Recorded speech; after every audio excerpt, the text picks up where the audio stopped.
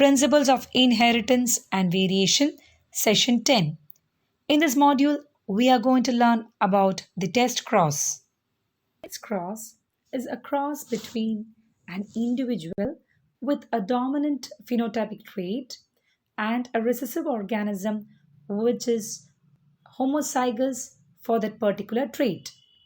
And it was a cross which is devised by Mendel, which helps us to know the dominant phenotype's genotype, the unknown genotype of a dominant phenotypic trait. And it also helps us to understand whether the dominant trait is either homozygous or heterozygous. Now let us consider a monohybrid cross in which the parents differ in a single character, that is flower color, and the opposing traits are violet and white flower color. So in the first step, that the parents are selected who are true breeding for violet and white, and they undergo cross fertilization, and the progeny obtained is called as the F1, and the F1 we can see that the phenotype is all violet.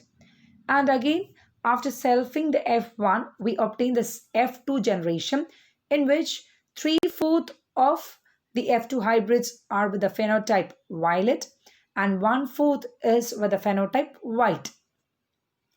Both the parental traits reappeared in the F2 in the ratio 3:1.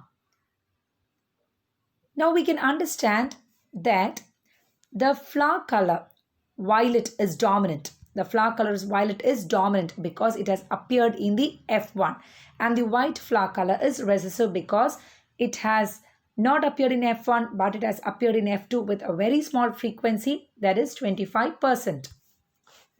Now if we consider this dominant phenotype, that is violet flower color, we do not know its genotype. It can be either capital W, capital W.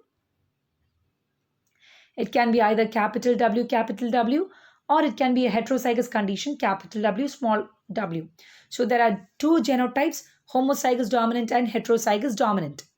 Now let us consider the first situation in which it is homozygous dominant. And it is crossed with a recessive, homozygous recessive parent, that is small w, which is having the phenotype white flower color. And we can see in this Punnett square, we can see the gametes which are represented on either side.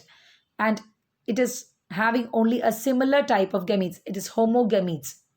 Capital W segregates into a single type. All the gametes are carrying the allele capital W, and small w again.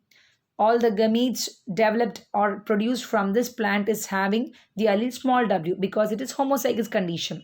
And in this cross, we can see that all the progeny is having the genotype capital W, small w. So the phenotype will be surely all flowers are dominant. Okay, so if the progeny obtained are all violet, all the flowers are violet, then we can understand that the genotype of this flower is homozygous dominant, that is capital W, capital W.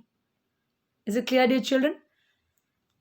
Now let us consider the other probability, that is, if suppose it is a heterozygous dominant condition, the flower type is holding a heterozygous dominant condition, then this flower will produce two types of gametes. It will produce two types of gametes because it is a heterozygous genotype. 50% of the gametes will have capital W and 50% of the gametes will have small w. And it is crossed with a homozygous recessive parent that is having the phenotype white flower color. And it is homozygous recessive, so it is producing only one type of gamete. All the gametes carry the allele small w. And in this Punnett square, we can see that 50% of the flowers in this progeny are having violet flower color, whereas 50% are having white flower color. Suppose the progeny obtained is in this way, that is, half of the flowers are violet and half of the flowers are white. Then we can understand that the dominant phenotype, that is a violet flower, is bearing the genotype capital W, small w. And this ratio is 1:1. Okay, so the ratio of a monohybrid test cross is 1:1. Whereas if all the flowers are violet, then the genotype under question is homozygous dominant. And if the progeny is 50% to 50%, that is 1:1 ratio, then the genotype under question is a heterozygous dominant. So, dear children, with this example, we are able to understand the importance of a test cross in order to understand the genotype of a dominant trait. Thank you.